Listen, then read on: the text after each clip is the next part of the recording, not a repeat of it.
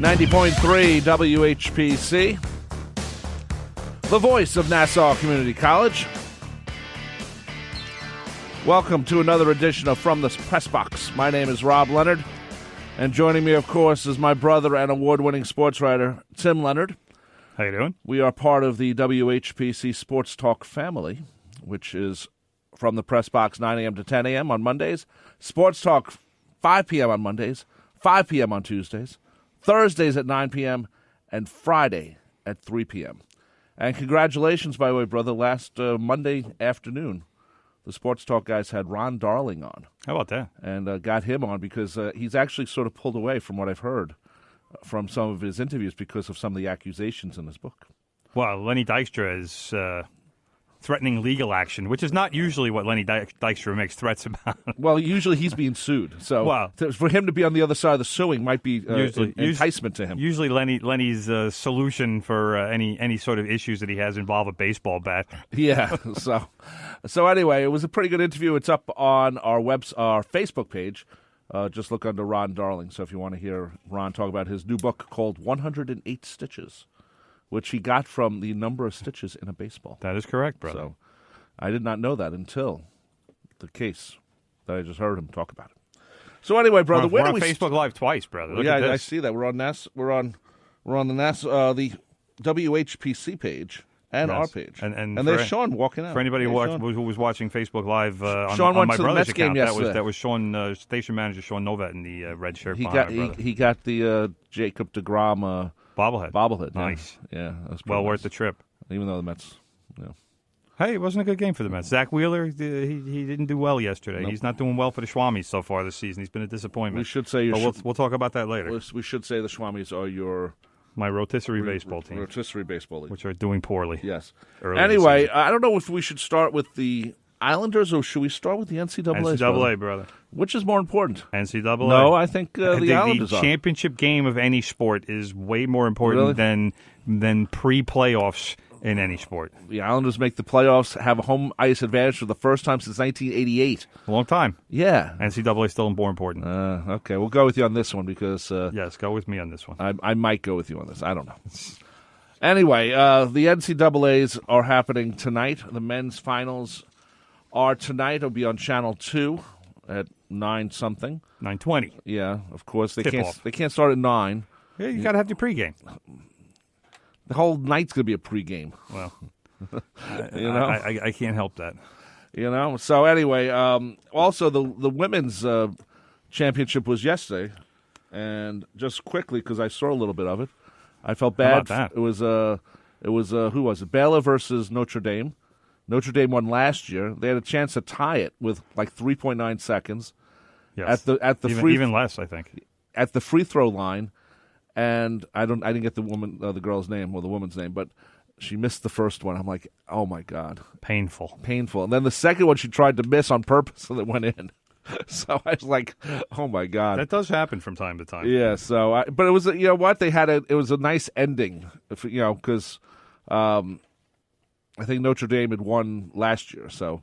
It was a pretty good thing, and it was yes, Notre Dame did win last year. Yeah, so it was on ESPN too, which is where you want it. If you're not on the major networks, you want it on ESPN. So yes, the woman who missed the free throw was Ariki Ogunbowale. Okay, I think I'm probably pronouncing that incorrectly, but she was the one who hit the winning shot last year. Yeah. So that was the big shot that allowed them to beat UConn and put them in the championship game. So.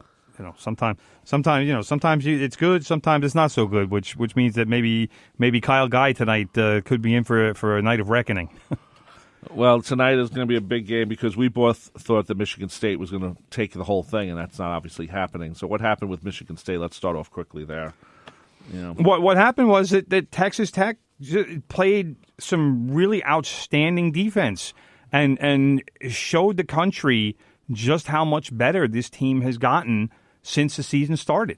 They are a very athletic team, but they're also an incredibly hard-working team. Right. And when you have that combination, you can suffocate a team. And Cassius Winston, the Michigan State point guard, who I said last week is the caliber of player who could have joined Magic Johnson and Mateen Cleaves as point guards to lead Michigan State to a title. he was suffocated. And I think he finished with 16 points, which isn't bad, but they needed more out of him.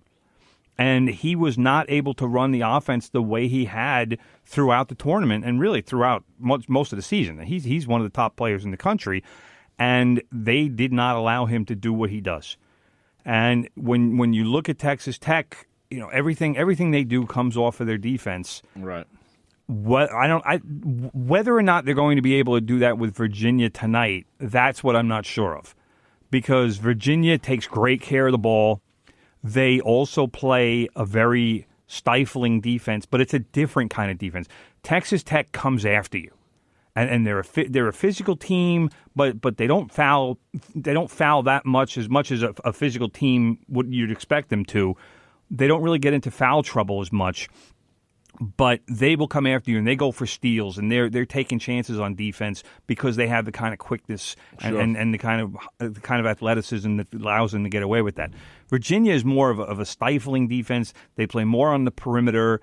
They shut down the 3-point shot. So if that's part of a team's strategy is, hey, we shoot the three, and you go 4 for 25 from 3-point range, you're losing that game. So that is the key to Virginia's defense. They get some turnovers too, but their defense isn't necessarily predicated on turnovers. It's predicated on forcing a team into one bad shot, grabbing a rebound, and going the other way. And that is that's the hallmark of Virginia's defense. The over under I saw last night was 117. So Vegas is expecting a game where the winning team likely won't have more than about 63 points. So we're going to have a low-scoring game tonight.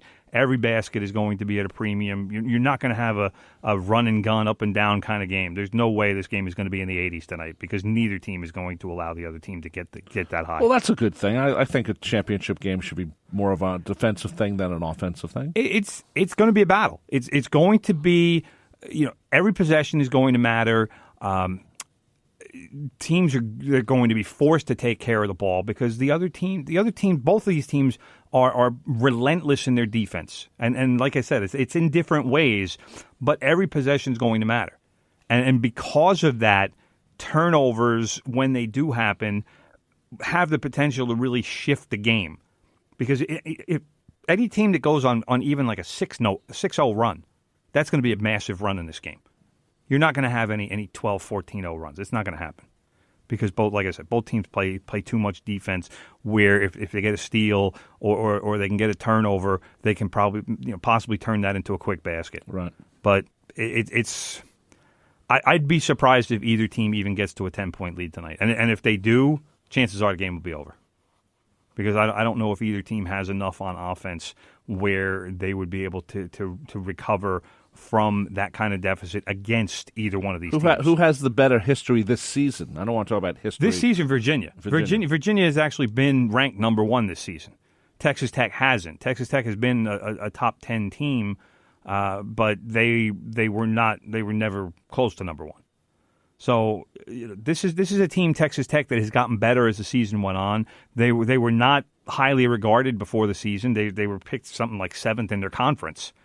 So they overachieved as far as that regard goes because they actually I think they tied with the Big 12 championship with Kansas State. So they exceeded expectations, and one of the main reasons that they did that was because of this kid Jared Culver, who actually it's a funny story. Jared Culver, who is now Texas Tech's top player. This kid was actually born in Lubbock, and that's where Texas Tech is located, as you know. He grew up rooting for Texas, which I don't even know how that happens, especially down there. They're very territorial. But he grew up in a Texas household, and his goal, I was reading this in the paper today, his goal while he was growing up, he wanted to play for Texas. He wanted to be a Texas guy. He wanted to wear that burnt orange. That it's still a bad color. I'm sorry, Sally, but Sally Dowdy is our cousin. She's a Texas graduate. She's a Texas, loves it. But he wanted to be a Longhorn, and when Chris Beard, the Texas Tech coach now, came into town and took the job, Culver was one of the first players he recruited, and, he came after him hard. There was a lot of contact, a lot of mail, everything obviously legal as you want it, but he let Culver know, look, I want you on my team, I need you on my team. And Culver felt the love. And he finally said, all right, you know what? I'm committing. I'm coming here. And he said in the press conference yesterday, he said, if you would have asked me this when I was 10 or 12 years old, that little Jared, you're going to play for Texas Tech and you're going to be in the championship game, and little Jared would have said, you're crazy. Of course. Because I want to play for Texas. So it's kind of a funny story, but it's also kind of cool that here's this guy helping out his hometown team. New York City recruits, you might want to do the same for St. John's one of these days. But this is where we are. Jared Culver now, after this season, if he decides to go to the draft, he's a top 5 pick. That's how good a player this kid is. He's fantastic. So, he's going to be one of the guys where if Texas Tech wins tonight, this kid, he needs to have a good game. Right. Like a really good game. He and the other one, Mike Mooney is the other, or I'm sorry, Matt Mooney is the other one. Those are the two main guys for Texas Tech. You got Kyle Guy and Ty Jerome for Virginia. We'll talk. You want to talk a little bit about the Virginia Auburn game? And from what I saw, it was disturbing. Can we blame someone or is someone? Yes, I guess you can, but that's the thing. It's kind of pointless too. Is the blaming worth it though? That's the question. No. That's why I wasn't bothered by it. No, and here I'll tell you why. People after the game, people were screaming, "Oh my God, Ty Jerome double dribble!" Right. Well, yeah, it was, but nobody screamed when it happened. There was no uproar. There was no screams from the crowd. There were no screams from Bruce Pearl. Jerome was dribbling the ball up court. He got fouled before the double dribble. Right. He was fouled because Auburn had fouls to give. So they were trying to foul because they wanted to have Virginia inbound the ball again and waste those couple of seconds. That was the strategy. Jerome brought the ball up. He went to dribble behind his back. The defensive player was grabbing his shirt. He dribbles the ball off his heel. It bounces behind him. He picked it up with both hands and continued his dribble. That is a double dribble. But the ref didn't call a foul before that, which he should have, because it was a clear shirt grab. Right. He didn't call the double dribble because, like I said, there was so much going on. It's really easy for a ref to just not even have it process that, hey, that's a double dribble. He picked it up and started dribbling again.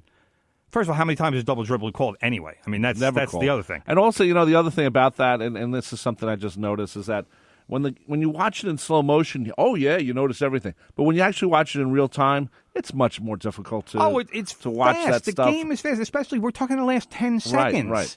This is all pressure. They're not necessarily looking for that because you don't expect the player to screw up like that. You don't expect the guy to dribble it off his foot in the last 10 or 8 seconds, whatever it was.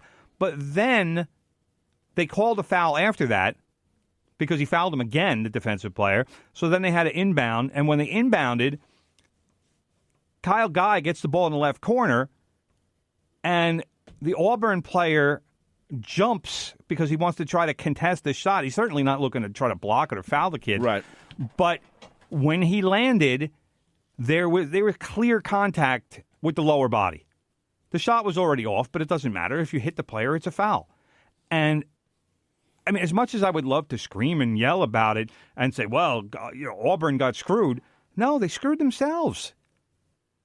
The Auburn player needs to not make contact with the shooter. He needs to make sure, if he's going to try to make any kind of a defensive play there, he needs to make sure that he is not going to come in contact with the shooter. Guy went up. He went up straight. He didn't kick his legs out or try to do anything to initiate contact, because otherwise I'd be screaming about that, because that's the Reggie Miller thing that I can't stand and I've been screaming about for 20 years. But he didn't do any of that. He went up. He got hit. And to me, the referee had to make the call. How do you not make the call? It's a clear foul. And one of the things that actually just aggravated me after the game is I heard Jim Gray, brother. I love Jim Gray. He was trying his hardest after the game in an interview to get Bruce Pearl to rip the refs. just going after him and everything he can. Kept asking the question, well, but Bruce, what do you think? How can they call that foul with 0.6 seconds left? And Pearl wasn't taking the bait. He must have asked him the same question 3 or 4 times. And Bruce Pearl, to his credit, because when the call was made, Bruce Pearl went ballistic. Sure. But which you'd have to expect, because he's looking at the clock. It's 0.6 seconds. Like, how can you make that call? But then he calmed down, and somebody said to him, look, it's a foul, or, hey, coach, don't get a technical because that'll just make it worse. You get a technical, the game's over. Right. So Kyle Guy, to his credit, steps up, makes the 2 free throws. Bruce Pearl calls a timeout. Kyle Guy comes back, makes the one that puts them ahead. I mean, that was the thing that killed Auburn, is their own guy before that, on the other play down before all this sequence happened, their guy missed 1 out of 2. He makes the free throw, and we're going to overtime. Yeah. There's no problem. There's no issue. So that was the problem. And then Kyle Guy scored 6 points in the last, I think it was 8 seconds, which is crazy. Reggie Miller-like, as much as I hate Reggie Miller. But you have to give credit to Virginia. And by all means, they got lucky. And there's no – I don't want to hear anybody say that Virginia deserved to win, because they didn't deserve to win. They deserved to lose. Sure. And we should have Auburn and Texas Tech in the final, which to me wouldn't be a great final. But, it would have been a fun final, if for no other reason than Charles Barkley would have been one of the focuses of the game, because he would have been living and dying with every call. But well, fortunately, he doesn't actually call the game. Well, no, that's not. He's not even capable of doing that. But it would have been funny in the postgame. But now we have 2 teams that have very similar styles. Like I said, very very defensive oriented. It's going to be a tight game. It should be a close game, unless Virginia just shoots the lights out, which is possible. Right. I don't want to say I can't see Texas Tech winning, because I didn't think they were going to beat Michigan State, and they kind of handled them. I mean, it wasn't like it was that close of a game. Texas Tech kind of handled them. When Michigan State won, lost, I should say, I said to myself afterwards, I'm not going to predict the final. So I'm just going to pull away and say, I already said Michigan State. That's why you're here. That's why you're here. Well, not so. People want to hear it. People want to hear the Rob Leonard prediction. Anyway, what's your prediction? I have to go with Virginia. I think the other aspect of this is the whole lose to the 16 seed last year and make history in that way as the biggest disaster in tournament history, really. Right. And then come back and win a national championship this year. I think that would be nice for the kids who were part of last year's team. Right. It's a good story. It's a nice story of redemption. You look at Texas Tech, and you have to just give all credit in the world to Chris Beard and what that program has accomplished this year. I don't know what that means for next year, because, like I said, if Culver goes to the NBA this year, that's taken a huge player away from them. And who knows if Chris Beard is even going to be around next year, because there's going to be a lot of jobs that are going to be coming after him. So that's true. Does he want to stay in Lubbock, Texas? Or does UCLA job is open. I know that people are already being courted for that, but who knows? I mean, I don't think he wouldn't mind living in LA. Yeah, we'll see what happens. If he wins, I think he moves. But if he doesn't, I don't. I mean, to me, that whether he wins or loses doesn't matter. Like I said, he's established himself as a coach to watch out for, and somebody he's become already one of the hot coaches. And if he wants to leave, then he will leave, because there will be jobs available to him. Whether or not that happens, I don't know. We're going to take a break right now. You're listening to 90.3 WHPC, the voice of Nassau Community College, from the Press Box on your listening device at the iHeartRadio app, or maybe at TuneIn.com. Of course, it all begins somewhere at nccradio.org. Tim, you're at Twitter at Real Tim Leonard. All hit music. For all those songs radio has forgotten about, join me, Big Ed, Mondays from 10 a.m. till noon for The Good Gold Show. We'll bring back all the great hits of the 50s, 60s, 70s, and more. The sounds of doo-wop to disco, all the Motown, soul, and great rock and roll. We'll even take your requests and dedications to The Good Gold Show. Music. On the voice of Nassau Community College, 90.3 WHPC and streaming on the iHeartRadio app. Saturday Night Fever. Polyester Suits. The Brady Bunch. When it's time to change, then it's time to change. Bell-bottom jeans. 'Cause we're gonna boogie, oogie, till you just can't boogie no more. And the music of the 70s. Not 3 times on the ceiling if you want me. See that girl, watch that scene, dig it, dancing queen. Ron Stevens. La la la la la la la la la la. Join me, Ron Stevens, on the radio, Saturday mornings at 7 a.m. for 2 hours of the decade of Elton John, the Eagles, and disco. The Super 70s, the 70s at 7, Saturday mornings on the voice of Nassau Community College, 90.3 WHPC. This program on WHPC is brought to you in part by Nassau Community College, which puts the power to succeed in your hands with flexible class schedules and over 80 degree and certificate programs. Add in their 225-acre campus, 150 student clubs, and over 20 athletic teams, and you've got the amenities of a major university close to home. More information is available online at ncc.edu.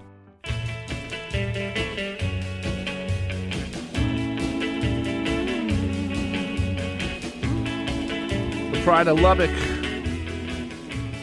Buddy Holly and the Crickets. Actually, just the Crickets on this one. Maybe, baby, I'll have you. Maybe, You think they would have adopted a Buddy Holly and the Crickets song? Rave On would have been a good song. I have no idea. Yeah. Maybe they have. It's I don't possible. know. Who knows? Anyway, brother, quickly, one thing about, I just wanted to mention this about the ladies or the women's final. Watching it, and for whatever reason, when there's a couple of reasons why, but I still like it. Watching it, it was good because you know what?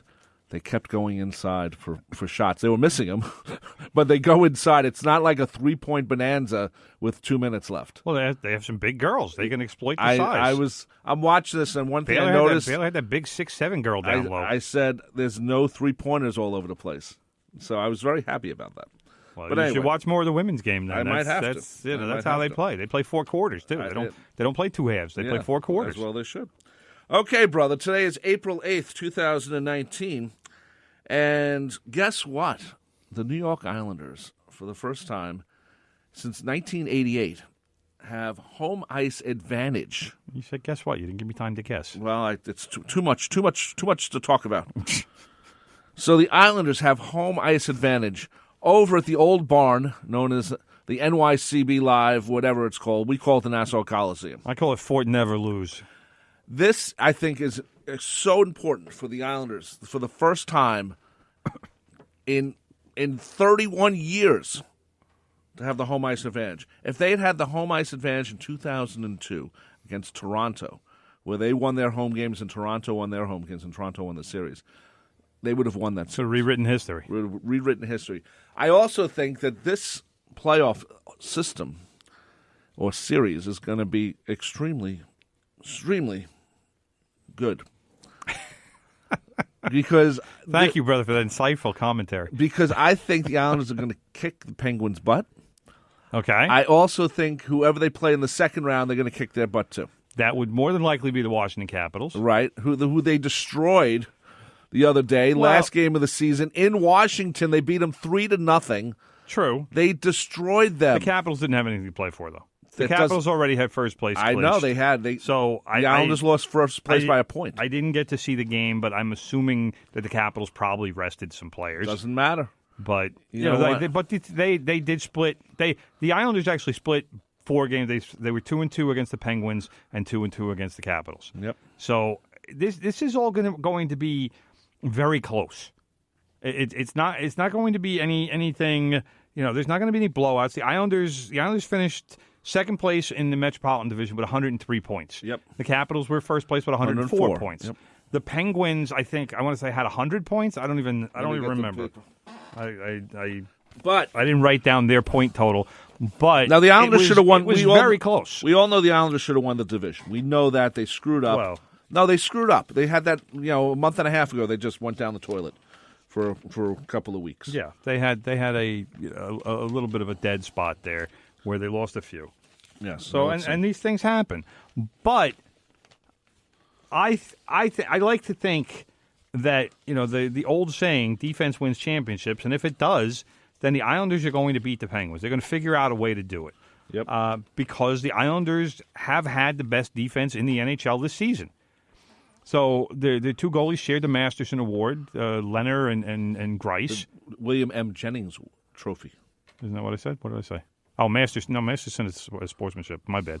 Yes, the Jennings Trophy, and that is symbolic of the lowest goals allowed in the league. Yep. And this is a turnaround from last year, which they just, when the Islanders gave up the most goals in the league, and incredibly, well, not really incredibly, they do not give an award for that. No. So thankfully, why would you go and get it? Hey, we let up the most goals. Yeah, we're crap. Yay, give us a trophy. But that is, and we've said it more than once, that is the Barry Trotz influence, and that is what Barry Trotz has done for this team. He's made them accountable. He's made them.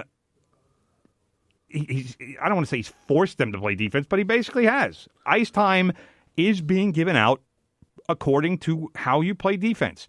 And the people on the Facebook Live today, I usually wear a shirt, brother, a plain shirt, because on Facebook Live everything comes backwards when you do it self.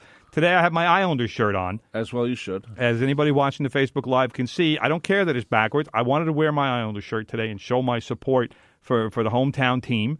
And I swear you stole that from me. No, I didn't. So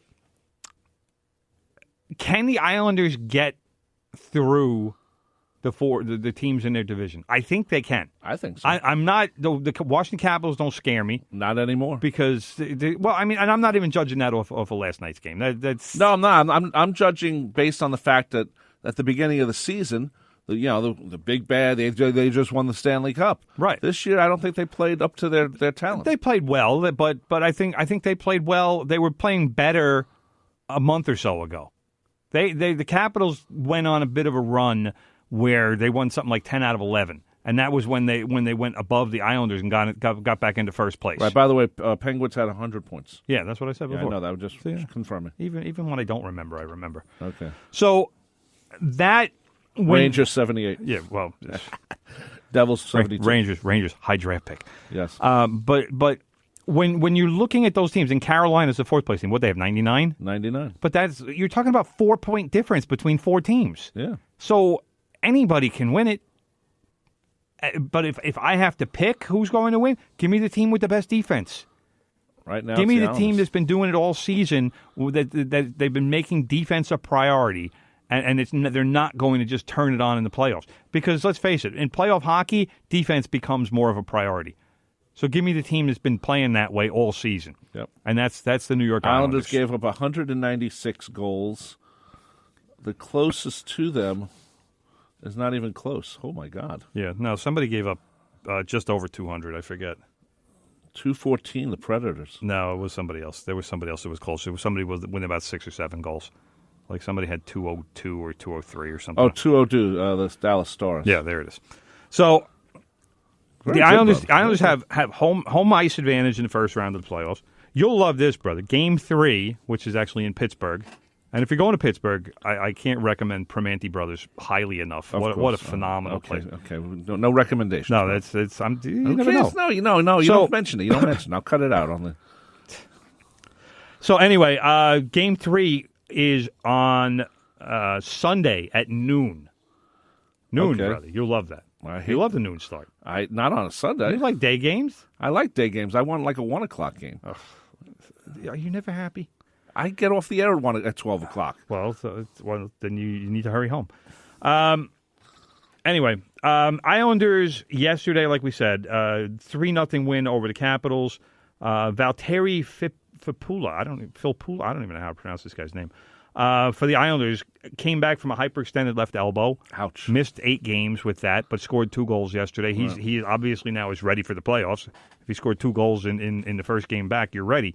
But that is good because that makes the Islanders a little bit deeper at center, and that's been, besides Barzal, that's been a weak spot for them all season. So the fact that this guy is back and ready to go and healthy is a nice thing just as the playoffs are starting.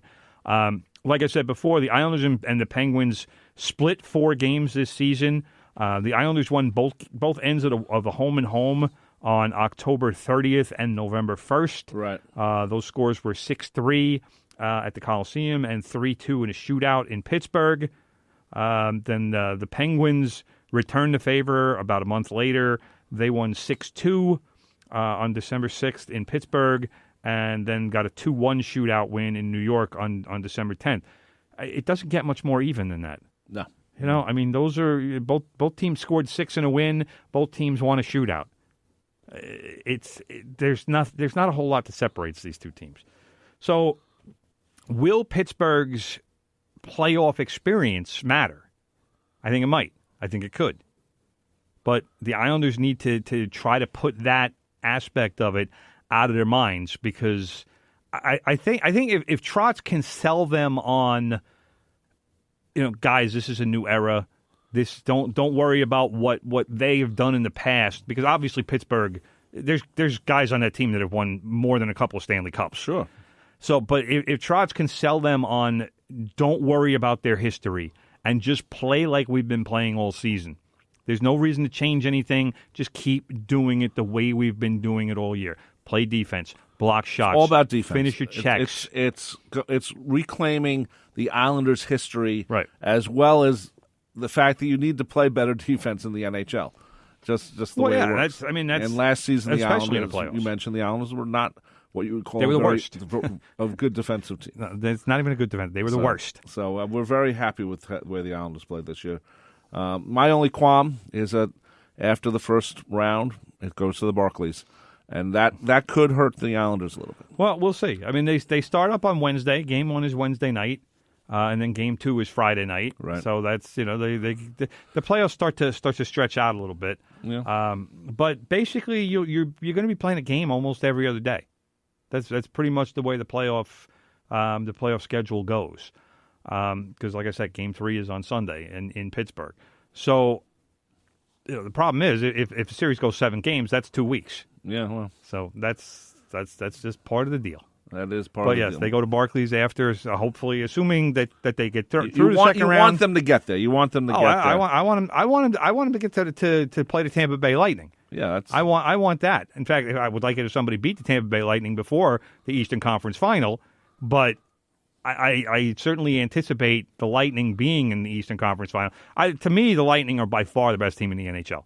If they don't win the Cup this year, it's an upset. Yeah. They won more than 60 games. It's crazy what they did this season. By the way, the first 2 games are on NBC Sports Network. Right, the NBC Sunday SN. game is the NBC game at 12 o'clock. They're probably, I don't know, but I assume they're doing a couple of games that day. And then Tuesday, the 16th, is NBC SN. I'm not sure if MSG is covering it. I have to, let me find out. I do not know. All I've seen is NBCSN, and the reason that I'm glad you mentioned that is because it's been a very frustrating thing for me in the past. It's just trying to find NHL playoff games, and they tend to be all over the dial. But right. I don't know if it's this season more so. It seems like more of the games are going to be on NBCSN. As right. opposed to various other networks, whether it's ESPN. Well, the finals or will be on the NBC. Right. USA Network actually has a couple of games scheduled. They had a promo yesterday, and it listed like 5 networks. But that's the problem. Yeah. It's too much. When you're trying to find a playoff game and you're just flipping around the dial and you have to go through 400 channels just to find a game, it's to say the least aggravating. I wish NBC would maybe put something on its main network in like a little bug at the top right corner of the screen. NHL playoffs on channel whatever. Yeah, during Will and Grace, right? Whatever. The Will and Grace people aren't going to care. They're not going to turn it off. But if you have somebody who was flipping through the channels saying where is the game? I can't find it. Right. And you get aggravated. Fine, there it is. And then you know. Either that or, people can buy a newspaper, which they should be doing anyway, but I'm not going to get into that right now. Well, you're a writer. Why not? So we look forward to this. I'm this is gonna be great. I'm very amped up and looking forward to the playoffs. Good luck trying to find tickets because you're not finding any. No, I checked StubHub. The NHL.com actually, or ESPN, one of those websites, has something next to where it has the schedule listed, and it has tickets available from, and they have the lowest price. The lowest prices for the first 2 games at the Coliseum was like $155. Oh, okay. Which probably for some people isn't horrible. I'm not paying that much to go to a hockey game. I'm not either, but who knows? I'm not even paying $59 to go see Blondie at Forest Hill Stadium. So $59? Yeah, that's cheap. You should go. No, not really. It's not cheap. It's $59. You need me to pay for it? No, I'll pay for it. I'll pass. It's Elvis Costello too. I'll pass. Yes, Elvis Costello and Blondie. Now it says here, I'm on the MSG Network site. It says here that the Detroit Pistons Knicks game is going to be on all 4 channels. That can't be right. MSG and MSG Plus. No. What night? It's Wednesday the 10th. That's can't be brutal. Right. That can't be right. That can't be right. Unless why would you put that? Why even televise that game? Unless NBCSN has exclusive. I doubt they would allow the first round. Not allow the first round to be put on. The locals? Locals, yeah. The locals make their money on the playoffs. That's where the money's made. All I know is that MSG Network should give all their producers and camera guys the night off for that last Knicks game of the season. That's just a waste of time. Yeah, well, you gotta broadcast. It's important. All those Knicks fans are gonna be watching. No, you don't. I don't want to see another Knicks game until Zion's playing for them. Scalpers are paying you to take the last game. They are. Please take this. They please. are. Here. I don't want to get confused with these I'm tickets. telling you, the scalpers are out there just like, give me $1.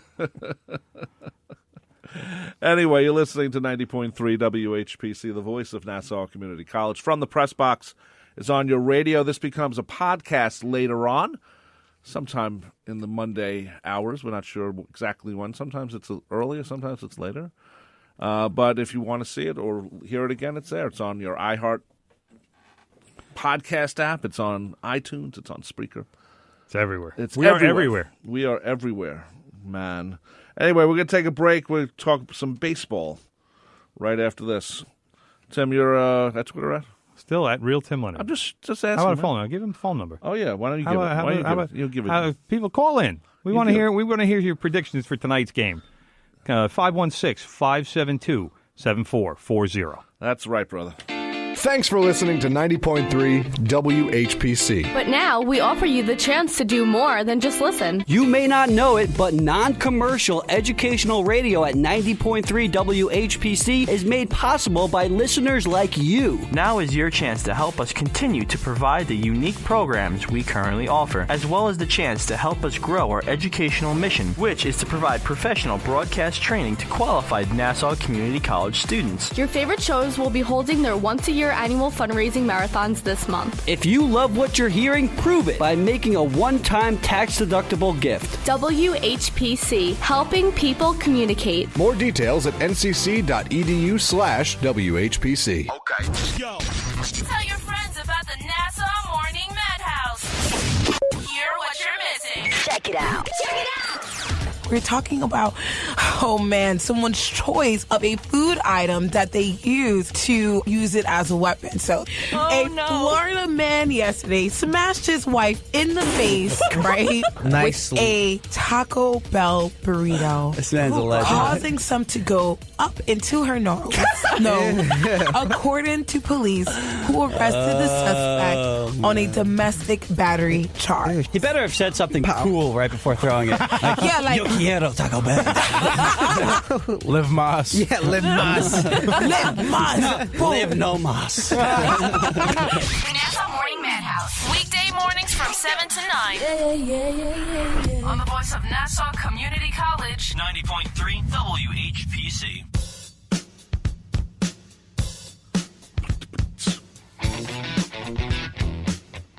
.3 WHPC, the voice of Nassau Community College.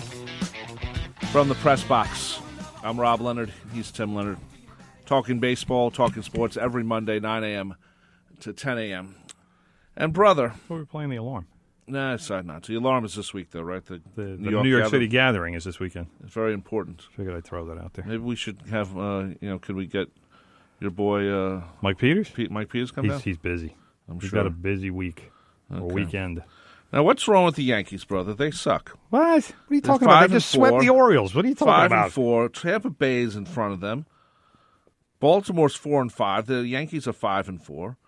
Your team, Boston, which you love, you and Croce. Horrible. Worst team in baseball. Are they? Yes. Kansas City's worse, but I don't know. yeah, Kansas City's 2-6. Oh, because the Red Sox lost won yesterday. They won 1-0. And the Mets are 6-3. The Mets are doing all right. 667. The Mets are doing all right, except for Zach Wheeler. Yeah, he's killing me. And the Philadelphia Phillies are 6-2. Phillies are good. They got Bryce Harper now.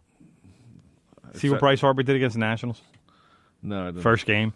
Oh, first at bat he struck out. I think second at bat he struck out too. Then he got a double, and I think it was his last time up. Crushed a home. Of course. 450 or so. He hit a bomb. You have to do that. That was awesome. You know, if you go back, anytime you go back the first time, you have to say what you're missing to.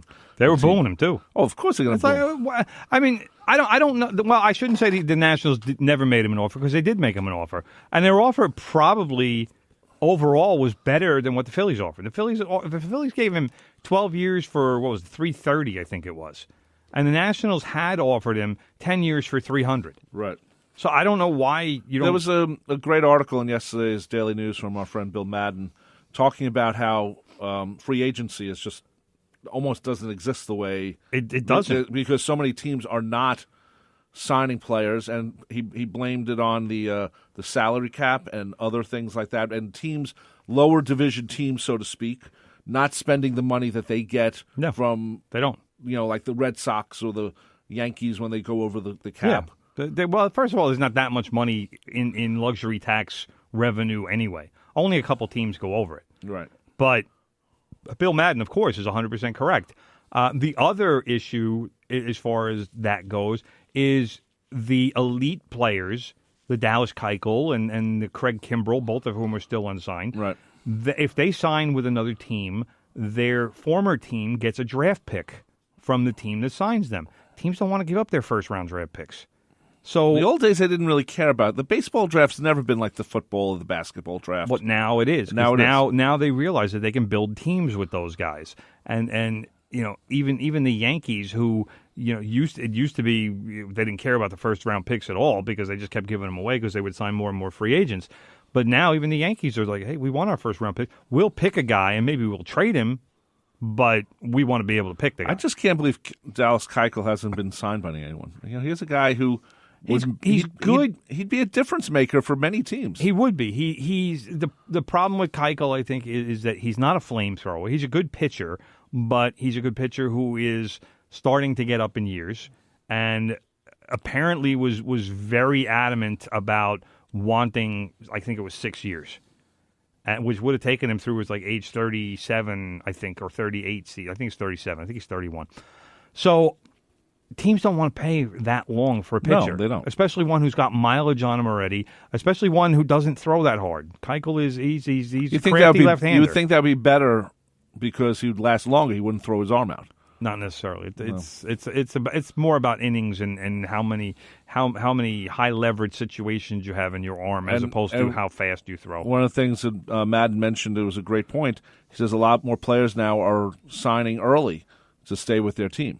So yeah, that's the new thing. That's a big reason why free agency isn't what it used to be, is because teams are generating more revenue, and some of that money from, like you said, from the luxury tax revenue, that money is being used by so-called poorer teams to sign their own players. Right. The Colorado Rockies just extended Nolan Arenado. They gave him a massive deal, something like $250 million. The Angels, certainly not a small market team, but they gave Mike Trout $430 million and probably got him for a bargain. Probably. The Atlanta Braves just signed Ronald Acuna. This was last week. 8 years, $100 million. The kid's 21.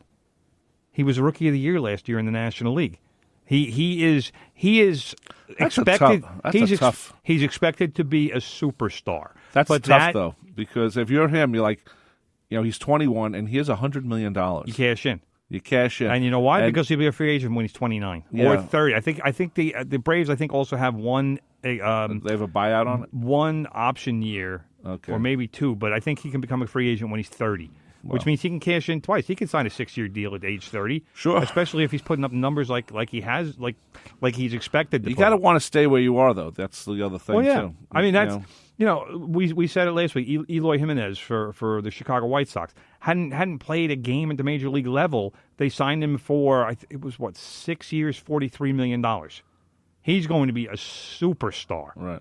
So the White Sox probably saved themselves, conservative estimate, $40 million. Because if that kid... But here's the problem. The Astros had a first baseman by the name of Jonathan Singleton, who they signed before I think it was before he'd even played a major league game, or maybe he'd played 20 major league games. They signed him to, I believe it was a 5-year deal for $15 million, which sounded like a good idea at the time. Because like, all right, we'll lock this kid up, we'll control costs, we won't have to worry about arbitration, et cetera, et cetera. And the kid, of course, takes it, $15 million. Why not? Then all of a sudden he turned out to be a 180 hitter. So now the Astros are still paying this kid. He's playing in AAA. And at this point he has no hopes of making the Astros, so he cashed in when he could. But he was regarded as, I don't want to say can't miss prospect, but he was regarded as their first baseman of the future. So that was why the Astros were willing to give the guy the money. But with a lot of these guys, not all of them are going to be stars. Right. It doesn't work that way. There are guys who tear up AAA who, for whatever reason, can't make that final jump to the major leagues. And it does happen. We're going to see it at some point. Somebody is going to get, a young player is going to get that kind of a deal and is going to fall on his face.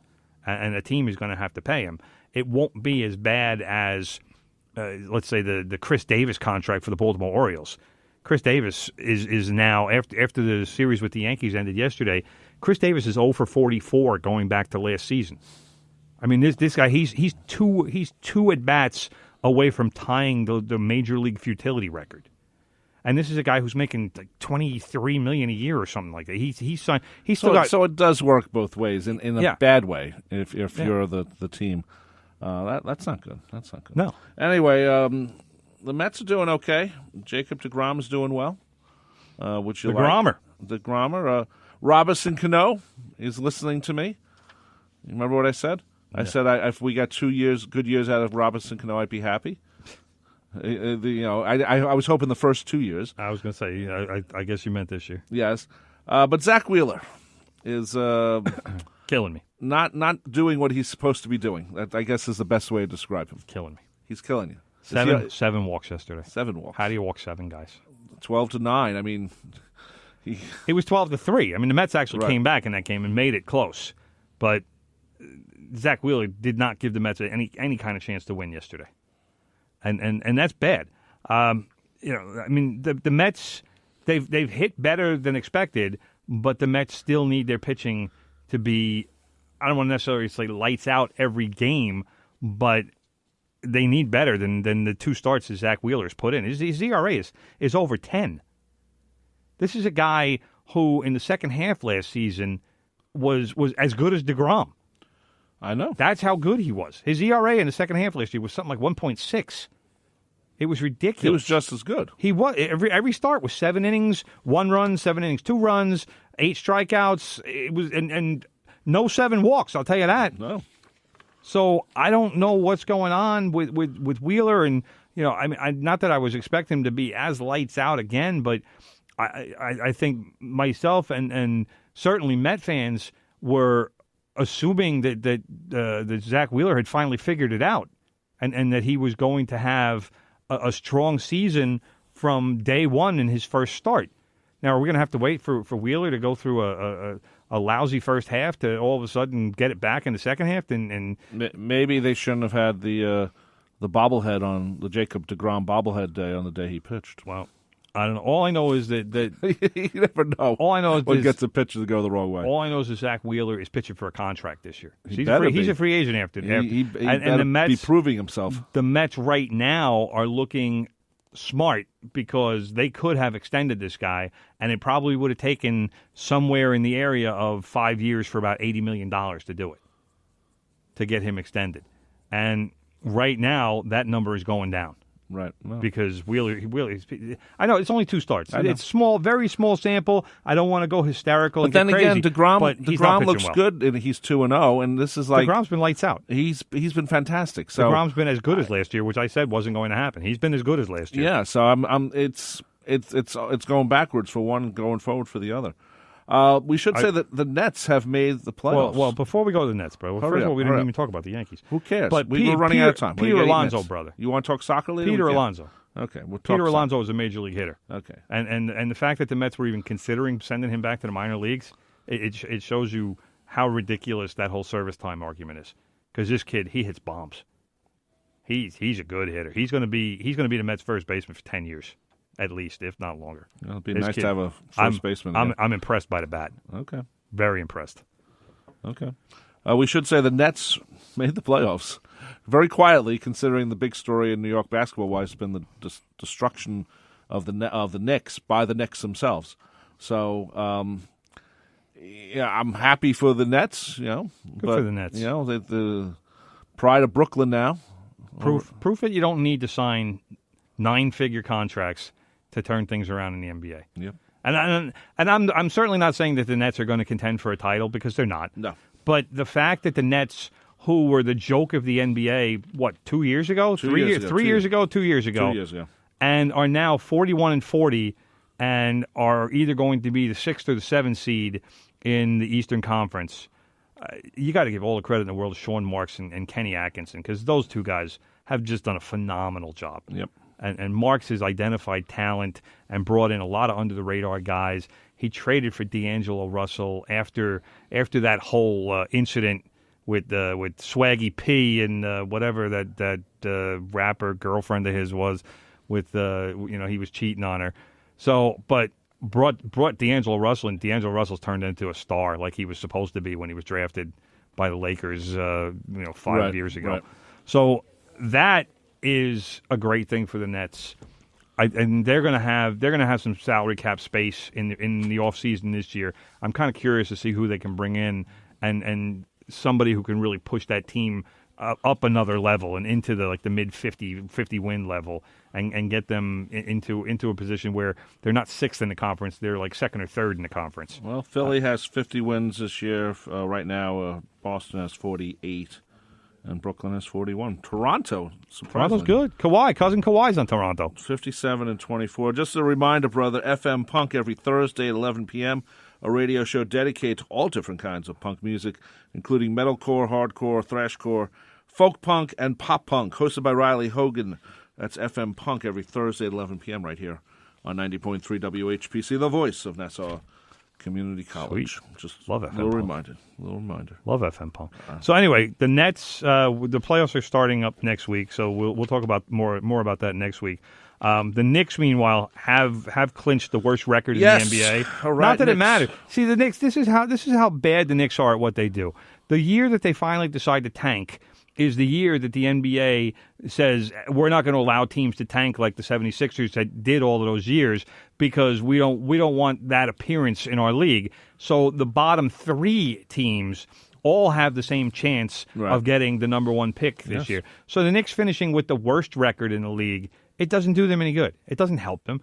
So each of the bottom 3 teams are going to have, I believe it's a 14% chance to land the number 1 pick.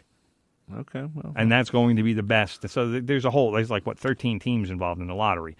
So, but those 3 teams will have a 42% chance combined to get the number 1 pick.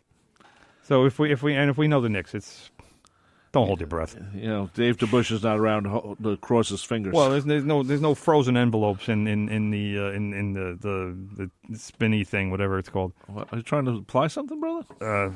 Nothing hasn't been implied before. Yeah, I don't know what you're talking about. Anyway, couple of things, brother. You quickly.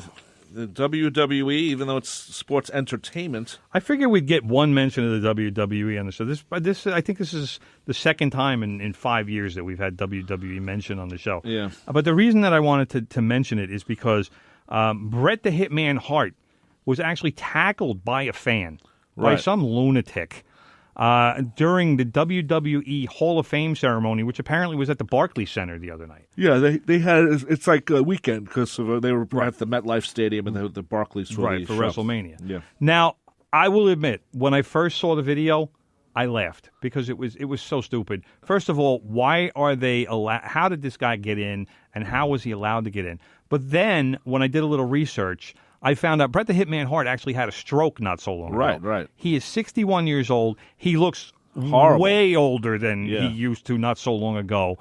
So this idiot tackled an aging, infirmed guy, and then was beat up by a bunch of wrestlers. Oh my God! But where were they when this guy was running into the ring? Where was security? Well, but you know what? The way it works is they have the wrap around the ring. I understand that, but it's only like 3 feet high. So if you just crawl over it, you're in. But this guy, I read. They don't have security around the ring. Next year they will, but not. I know, but this guy who did this, and I'm not even going to say his name because he's a disgusting clown.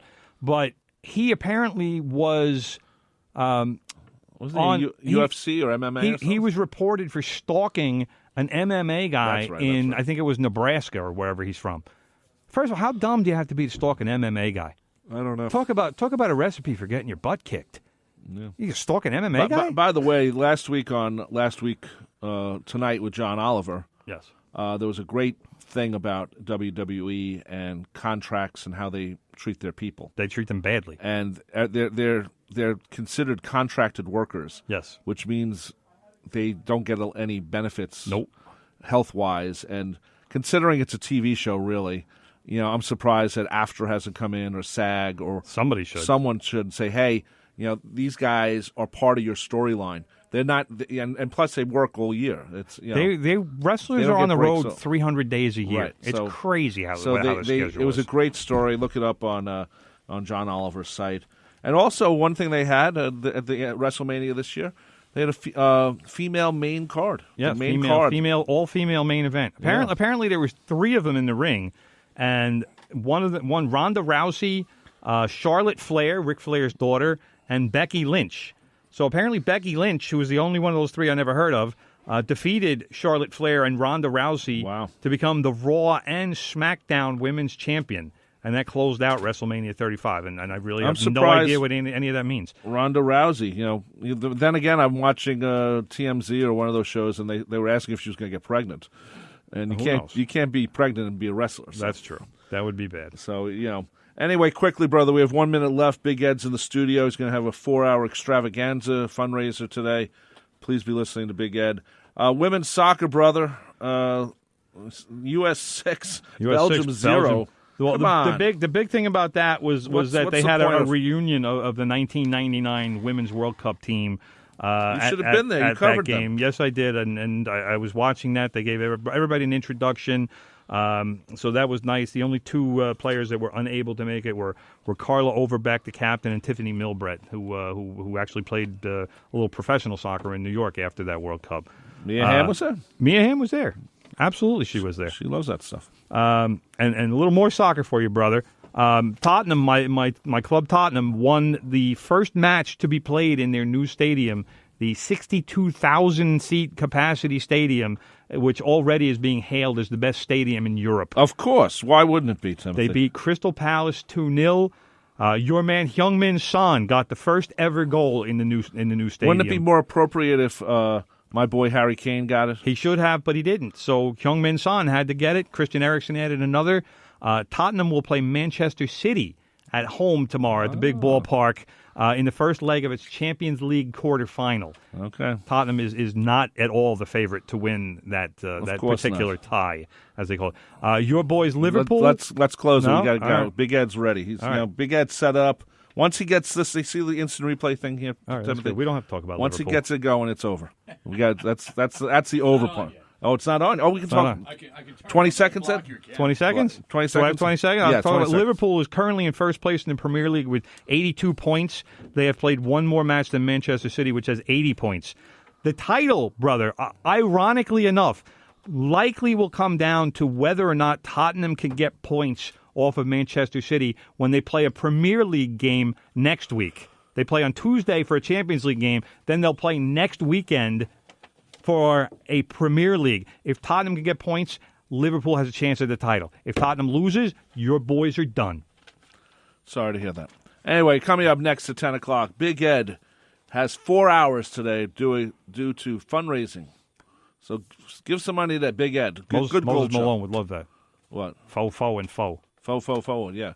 Anyway, so give Big Ed some calls, 516-572-7440. I am Rob Leonard. The show you've been listening to is From the Press Box. He is Tim Leonard. Tim, you're at Twitter at Real Tim Leonard. The views expressed on air are not necessarily those of WHPC, its management, or Nassau Community College. Responsible opposing viewpoints will be considered by emailing them to whpc@ncc.edu or by mail at WHPC 1 Education Drive, Garden City, New York 11530. Thanks for listening to the voice of Nassau Community College, 90.3 WHPC.